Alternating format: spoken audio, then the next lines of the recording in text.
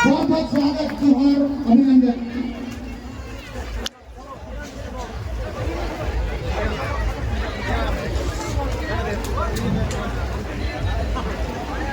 विश्व आदिवासी दिवस के अवसर पर आज प्रतापगढ़ जिला स्तरीय जो कार्यक्रम आयोजित हो रहा है, इस कार्यक्रम में सम्मिलित होने वाले तमाम आदिवासी करने वाले तमाम संगठनों को खूब खूब जोहार। जय आदिवासी, जय भील प्रदेश। साथियों, इस प्रतापगढ़ जिले के अंदर जो आज ये कार्यक्रम हो रहा है, एक ही कार्यक्रम हो रहा है, ये ऐसा पहली बार हो रहा है। बावजूद इस कार्यक्रम के अंदर आदिवासियों के अंदर जो उत्साह है, उस उत्साह में आज बरसात आ रही है। मैं आप तमाम साथियों से पूछना चाहता हूं, इस प्रतापगढ़ जिले के अंदर हर ग्राम पंचायत के अंदर सरपंच किस समुदाय का है? बताइए साथियों, किस समुदाय का है सरपंच? आदिवासी समुदाय का। इस प्रतापगढ़ जिले के अंदर आज जो ब्लॉक है, उन ब्लॉकों में प्रधान किसके है? आदिवासी के हैं। इस प्रतापगढ़ जिले के अंदर सबसे ज्यादा कर्मचारी किसके हैं? आदिवासी के हैं। उसके बावजूद इस कार्यक्रम के आयोजन के लिए किसी के पास पैसा नहीं है। ये एक दिन आदिवासी समुदाय हर्षोल्लास का साथ कार्यक्रम बना सके, ये चिंता किसी को नहीं है। देखा मेरे भाइयों, इस प्रतापगढ़ जिले का मंत्री, उसका आकांक्षा है बड़े बड़े यहाँ पर 15 शहर का देता है, लेकिन जिन्होंने वोट दिया, जिन्होंने सत्ता में भेजा, उन्होंने यहाँ के आदिवासियों के लिए, यहाँ के आदिवासी करने वाले लोगों के लिए कार्यक्रम शांतिपूर्ण बनाने की व्यवस्था नहीं की। बोलिए सही है गलत? आज इस तरह की हमको परेशानियां झेलनी पड़ रही है। इसका कारण क्या है? ये बात हमको समझने की जरूरत है। आज बड़ा समुदाय, सबसे बड़ा समुदाय होने के बावजूद आज आदिवासियों के अंदर जो उत्साह है, वो शांतिपूर्ण कार्यक्रम नहीं बना पा रहे हैं। उसका कारण है धार्मिक विभाजन। हमारे समुदाय का टुकड़ा कर दिया है धर्म के जरिए। धार्मिक जरिए हमारे आदिवासियों के टुकड़े किए। किसी को आसाराम बापू की भक्ति में बांट दिया, किसी को संत रामपाल की भक्ति में बांट दिया, किसी को वनवासी कल्याण परिषद की भक्ति में बांट दिया, किसी को ईसाइयत में बांट दिया, किसी को मुस्लिम में बांट दिया और बहुत सारों को हिंदुत्व का जहर पिला दिया। इस वजह से इस देश के आदिवासियों का यहीं पर नहीं, सभी राज्यों के सभी जिलों पर जो कार्यक्रम आयोजित हो रहे हैं, उनमें टुकड़े हो रहे हैं मेरे भाइयों। आज पहली बार इस प्रतापगढ़ जिले के अंदर ये जो कार्यक्रम आयोजित हुआ है, अगर धार्मिक विभाजन नहीं होता तो ये सारे आदिवासी इस कार्यक्रम को ऐतिहासिक कार्यक्रम बनाने के लिए कहीं ना कहीं डोनेट करते, पैसा डोनेट करते। लेकिन वो जो विचारधारा है, उन विचारधाराओं की वजह से इस कार्यक्रम में आज कोई ना कोई डोनेशन करने से कतराता है। मंदिरों में जाओ, पैसा ढेर लगा देंगे। आसाराम बापू जैसी भक्ति जैसे कोई पागल बनाने वाला संत आ जाएगा, उसके वहां पर ढेर लगा देंगे। लेकिन यहाँ पर संवैधानिक हक अधिकारों की बात, बरसों से हो रहा अत्याचार की बात, शोषण की बात उठेगी, इसलिए इस कार्यक्रम को सफल नहीं होने दिया जाता है, उसके लिए डोनेशन नहीं दिया जाता। दूसरी बात, इस कार्यक्रम ये नहीं होने का कारण राजनीतिक है। इस मंच के माध्यम से आज राजनीतिक मर्यादा टूटी है, कहीं न कहीं इस मंच का उल्लंघन हुआ है।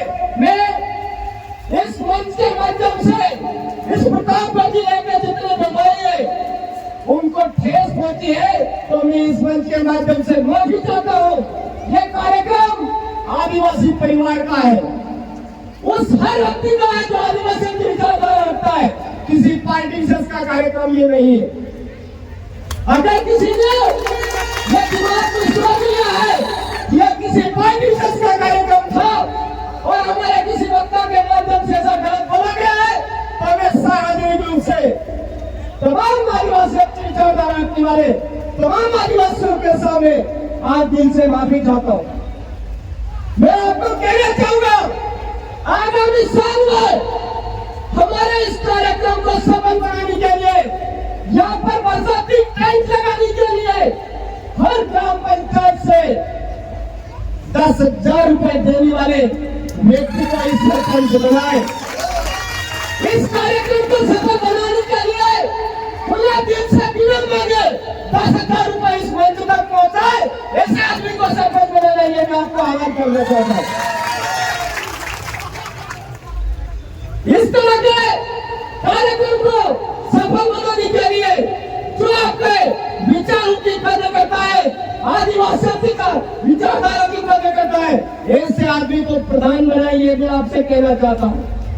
ऐसे आदमी को चंपल बनाए, ऐसे आदमी को जिला परिषद सदस्य बनाए और ऐसे ही आदमी को आपका एमएलए बनाए, ये मैं आपको कहना चाहता हूँ।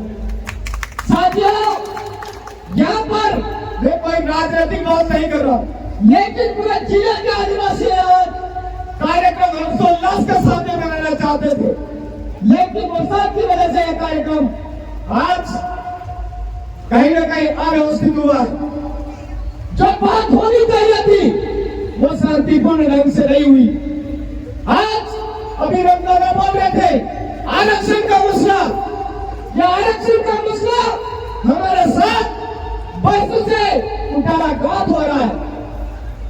इस मंच के माध्यम से मैं आप तमाम साथियों को कहना चाहूंगा, यह शेड्यूल एरिया है, इस शेड्यूल एरिया के अंदर जो अधिकार बन रहा है यहाँ के मूल मालिकों के लिए बन रहा है, लेकिन आज हर एक व्यक्ति में मूल मालिकों के साथ उठाघात हो रहा है।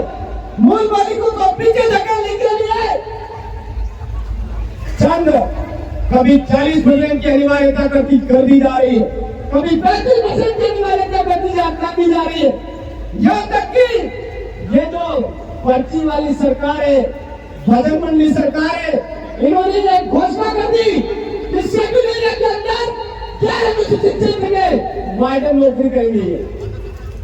तो क्या अनुसूचित क्षेत्र के लोग भीख मांगेंगे क्या? अनुसूचित क्षेत्र के साथ किसी भी व्यक्ति में खिलवाड़ बर्दाश्त नहीं किया जाएगा, चाहे भजन सरकार हो चाहे दूसरी सरकार हो।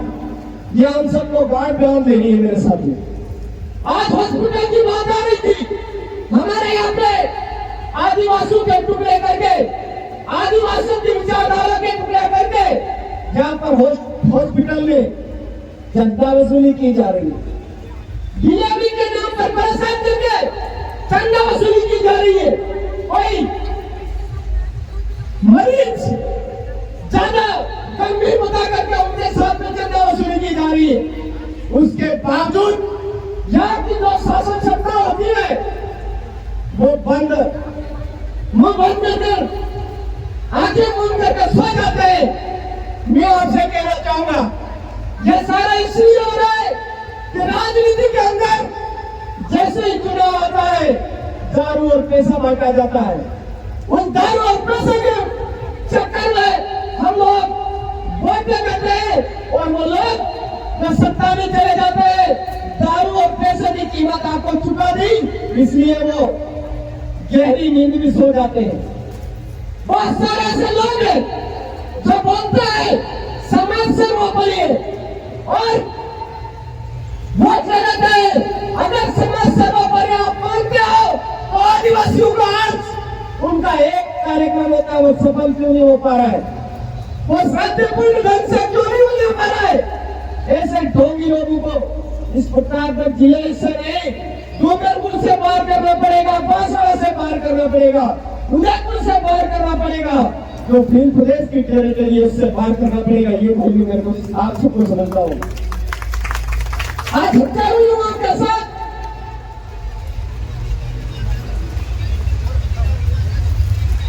कॉलेजों के अंदर कुठाराघात हो रहा है। आज हर ग्राम पंचायत स्तर पर उन्होंने हायर सेकेंडरी स्कूल तो खोल दिए।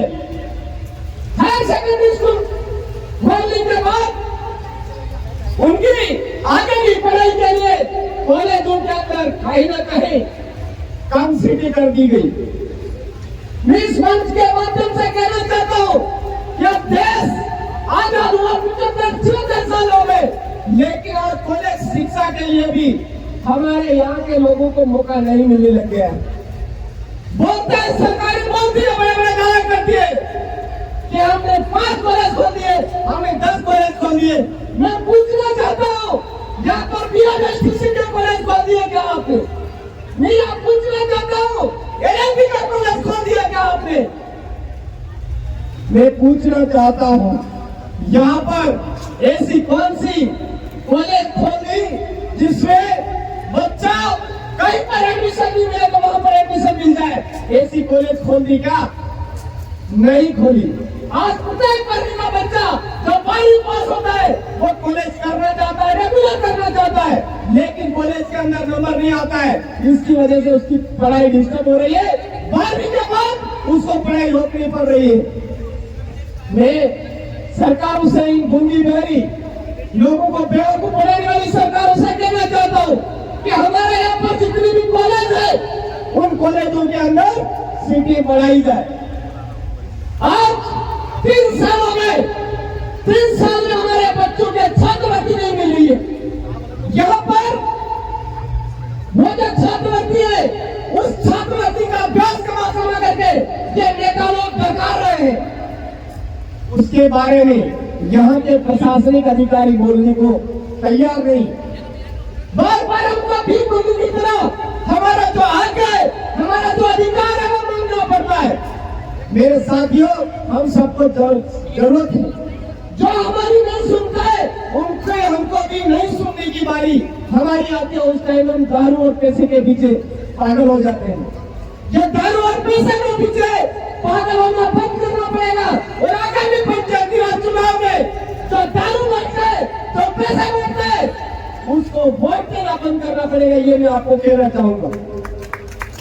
अगर यह चीज हम सभी लोगों ने कर दी तो इस प्रतापगढ़ के अंदर 5 से 10 लोग जो पैसों के दम पर इस पूरे प्रतापगढ़ को बेवकूफ बना जा रहे हैं, उनकी अपने आप दुकानें बंद हो जाएगी। ज्यादा लोग नहीं है, कहा केवल और केवल 5 से 10 लोग है। वो बीजेपी के अंदर भी है, कांग्रेस के अंदर भी है। और थर्ड रैंक आ जाता तो उनको लगता है इसमें वजह है तो उसके साथ भी चले जाते। ऐसे जो हमारे पूरे प्रतापगढ़ को बर्बाद कर रहे, ऐसे 5-10 जो भूमि जो पूंजीपति लोग हैं, उनके चक्कर में आना तभी बंद होगा जब हम दारू और पैसे के चक्कर में आना बंद करेंगे तब जाकर कैसा होगा। साथियों, आज भंडारा के लोगों को परेशानियां हो रही है, बेसू के नाल के लोगों को परेशानियां हो रही है, रामनगर के लोगों को परेशानियां हो रही है, जिनका पता नहीं कितने दिनों से रोड खुदा पड़ा है।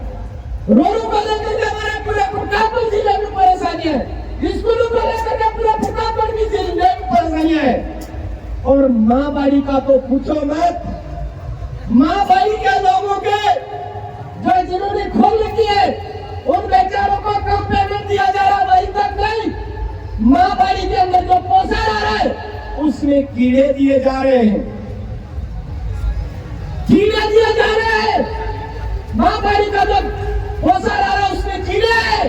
बेचारा माँ बाड़ी संचालक ऑब्जेक्शन करता है तो उसका कहीं ना कहीं पेमेंट रोक दिया जाता है। इस तरह से किया जा रहा है। आंगनबाड़ी की हालत खराब है पूरे प्रतापगढ़ जिले के अंदर। आज आंगनबाड़ी भवन पूरी जटिल अवस्था में है। जो पूर्व में सरकारें थी उन्होंने भी ध्यान नहीं दिया, और जो वर्तमान में मोदी की सरकार है वो भी ध्यान नहीं दे रही, वो भी ध्यान नहीं दे रही है।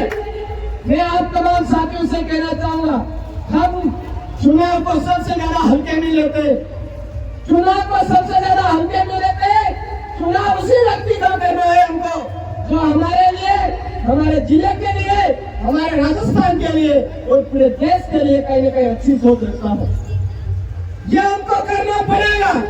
अगर हम आज जो बात करें वो बातें हकीकत में बदलना चाहते हैं तो, लेकिन किसी गुलाम लोगों को, वो गुलाम लोग जो उनके आका होते हैं, वो करोड़ों रुपए का पंडाल बना देते हैं और वो करोड़ों रुपए का पंडाल दौरा निरस्त होने पर वापस लेकर के चले जाते। ऐसा नहीं कि ठीक है वो नहीं आ रहा तुम्हारी बात के आदिवासी समुदाय, एक वीडियो बना करके डाल देते कि आदिवासी समुदाय को अगर बरसात का मौसम है तो वहां पर आराम से शांतिपूर्ण कार्यक्रम बना ले। ऐसा नहीं, लगाना हटाना कर लिया उन लोगों ने, लेकिन आदिवासियों को देना, आदिवासियों की विचारधारा रखने वाले लोगों के लिए देने वाला उन्होंने बिल्कुल नहीं सोचा। ऐसे लोगों को हमको ध्यान देना पड़ेगा। आज इस राजनीति की वजह से हमारे पूरे भीम देश के अंदर टुकड़े हो रहे। आने वाले समय में दारू और पैसा बांटने वाले जो भी जनप्रतिनिधि बनते, उन जनप्रतिनिधियों का सूखा साफ करना होगा। भीम प्रदेश का सपना हमारा जरूर साकार होगा। अगली बात, हर बार समस्या आ रही थी हमारे सामने प्रतापगढ़ जिले के अंदर कि संगठन की वजह से अलग अलग कार्यक्रम होते थे। मैं आदिवासी परिवार के इस मंच के माध्यम से ये कहना चाहूंगा कि ये पहली बार आदिवासी परिवार की जीत है कि प्रतापगढ़ में अन्य किसी संगठन के बैनर तले कोई कार्यक्रम आयोजित नहीं हुआ। ये कोई बहुत बड़ी खुशी की बात। आज प्रतापगढ़ में संगठन टूटा है और आदिवासियों की विचारधारा आई है। तमाम लोग यहाँ पर आज उपस्थित होकर के इस कार्यक्रम को सफल बनाने का प्रयास किया है।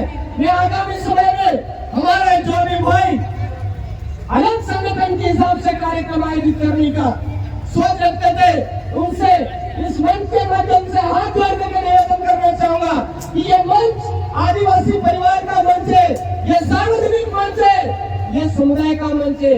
आप आइए, गाजीपुर इस मंच के माध्यम से जो भी आपकी बात है, आपके मन की बात है, उसको रखिए, लेकिन आदिवासियों के टुकड़े करने वाली सोच मत रखिए।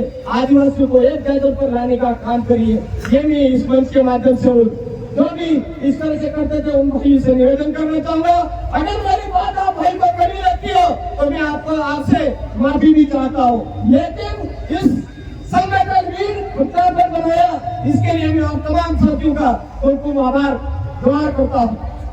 साथियों, आज हमारे इस इलाके के अंदर, बांसवाड़ा के अंदर, डूंगरपुर के अंदर हर कई आदिवासियों की जब बात आती है तो जमीन छीनने वाला बैठ रहता है। बार बार लोग फोन करके बोलते कि हमको यह जमीन छीनी जा रही है, हमको दबाया जा रहा है, हमको यह किया जा रहा है, हमको वो किया जा रहा है। मेरे साथियों, शेड्यूल एरिया के अंदर जमीन के लिए विशेष प्रावधान रखे हुए हैं, लेकिन वो विशेष प्रावधान कब काम करेंगे जब आप उस नारे को समझोगे, लोकसभा और विधानसभा सबसे ऊंची ग्राम सभा, वो तभी संभव है आप ग्राम सभा के लोगों को समझोगे जो वीसीसी आदिवासी परिवार द्वारा बोला जा रहा है। उस वीसीसी के अंदर आप भूमिका निभाओगे, तभी जाकर के आपका जो नारा था न लोकसभा न विधानसभा सबसे ऊंची ग्राम सभा, वो वाला नारा सफल हो। आज से के अंदर 1 इंच भी जमीन न केंद्र सरकार की न राज्य सरकार की, उसके बावजूद प्रतापगढ़ जिले के अंदर वन विभाग तानाशाही पूर्वक रवैया अपना करके हमारे छोटी सदी के अंदर लोगों को बेदखल कर रहा है, हमारे सोनपुरा के अंदर लोगों को बेदखल कर रहा है। आज पूरे भीम प्रदेश के अंदर वन विभाग हमको परेशान कर रहा है, नाक में दम कर रखा है। अगर हम इससे छुटकारा पाना चाहते हैं तो हमारे अपने गांव में रूढ़िगत ग्राम सभाएं उस भूमिगत ग्राम सभा को मजबूती दो। बीसीसी जो पावर है उस बीसीसी पावर को समझो। ये अपने आप जमीनों संबंधी मैटर जितने भी होंगे वो जरूर सॉल्व होंगे। हमें आज भी 50 की जो मांग कर रहे हैं वो इसीलिए कर रहे हैं। ये आज हमारे सलमान के अंदर कैलाश मेघवाल का जो मना हुआ उसके अंदर हमने भेदभाव रखा है। एक कन्हैयालाल तेली बोला जाता है तो वहां पर कितना, और हमारे यहाँ पर एक सरकारी शिक्षक होता है मेघवाल भाई, उसका मना होता है तो कितना। तो ये जो सरकारी भेदभाव कर रही है, ये जो भेदभाव हो रहा है, ये भेदभाव केवल और केवल लोगों को डराने के लिए किया जा रहा है। केवल और केवल लोगों को डराने के लिए किया जा रहा है। जो पूंजीपति लोग हैं, ये पूरे एरिया की जमीन छीनना चाहते हैं। वो कुछ मुस्लिम समुदाय के लोगों को साथ में ले लेते, कुछ आदिवासियों को साथ में ले लेते, कुछ एससी को साथ में ले लेते और कहीं न कहीं मर्डर करवा देते। फिर दंगे में बोलते हैं ये हिंदू मुस्लिम दंगा करवाने का काम करते हैं। कभी कौन सा दंगा करवाने का काम करते, कभी कौन सा दंगा करवाने का काम करते। तो हम सबको ये समझने की जरूरत है कि कोई भी लोग हमको अगर आदिवासियों को भड़का करके आदिवासियों के खिलाफ काम करने का काम करे, आदिवासियों को भड़कना नहीं। मुस्लिमों को आदिवासियों के खिलाफ भड़काने का काम करे, भड़कना नहीं है। एससी समुदाय को आदिवासियों के खिलाफ भड़काने का काम करे, ऐसा काम नहीं कर रहे हैं, ऐसा गलत संदेश नहीं दे रहे हैं। हम इस देश के जिम्मेदार लोग हैं और जिम्मेदार लोगों को संविधान बचाने के लिए जो भी कुर्बानी देनी पड़े वहां पर हमको देने की जरूरत है, आपस में लड़ने की नहीं। आज हमारे प्रतापगढ़ जिले के अंदर जो कर्मचारियों पर कहीं न कहीं जवाब देने की नीति है, उस नीति से भी हम सबको सावधान लेने की जरूरत है। आज किसी पुलिस थाने के अंदर कोई आदिवासी सही बात करता है, सच्ची बात बताता है, उनको कहीं न कहीं वहां से ट्रांसफर करके पुलिस स्टेशन में डालने का काम किया जाता है। प्रतापगढ़ के जितने भी थाने हैं वहां पर इतनी मनमर्जी चल रही है कि 3 दिन 4 दिन खाली चोरी का आरोप लगा करके लोगों को अंदर पैक कर देते और उनके साथ में मारपीट करते, कोई पूछने वाला नहीं। आज हमारे कानून में ये लिखा हुआ है कि 24 घंटे के अंदर अंदर जो मुजरिम गिरफ्तार किया, जो आरोपी गिरफ्तार किया, उसका कहीं न कहीं 24 घंटे से ज्यादा रखने का अधिकार नहीं है। लेकिन सालन में कार्य की बात करोगे, 3 दिन हो गए हमारे लोगों को पीटते पीटते, 3 दिन हो गए उनको एक मंदिर के अंदर चोरी हुई, उस आरोप में गिरफ्तार करके 3 दिन हो गए उनके साथ में मारपीटाई चल रही। इस तरह से पगड़ी खाना, इस तरह से घंटाली खाना, इस तरह से हमारे फाकिस्तानी खाना, टमाटर खाना, सभी कानून इस तरह से चल रहा है, ये हमको बर्दाश्त नहीं करने वाले।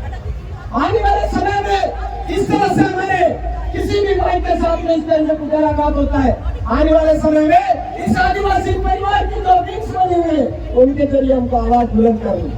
मैं ज्यादा बात न करता हुए पुनः इस मंच के माध्यम से तमाम देशवासियों को इस 9 अगस्त विश्व आदिवासी दिवस की हार्दिक बधाई शुभकामनाएं देता हूँ।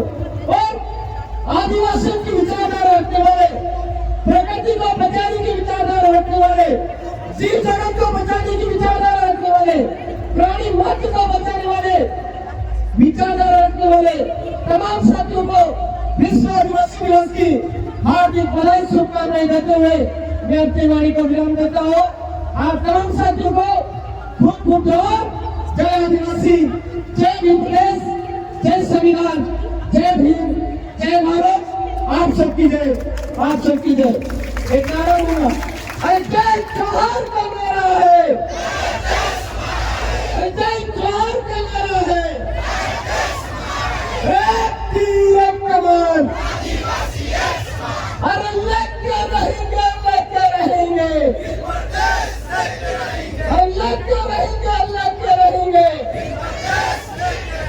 जोहार आभार। बहुत बहुत धन्यवाद। बहुत ही